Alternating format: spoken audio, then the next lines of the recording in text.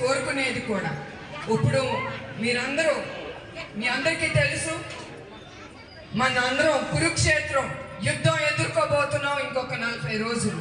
అవునా కాదా చెప్పండి? దానికి ఆయుధం ఏంటి? మీ ఓటు. అది మర్చిపోపాకండి. ఇంట్లో కూర్చుని ఎవరో వస్తారు తీసుకెళ్తారు అదంతా లేదు.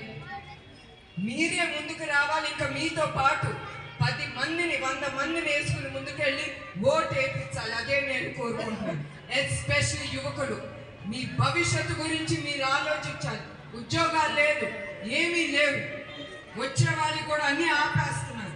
అందుకే మీరు ముందుకెళ్ళి అందరినీ తీసుకెళ్ళి మీరు ఓటు వేయాలి. అదే నేను కోరుకుంటున్నాను.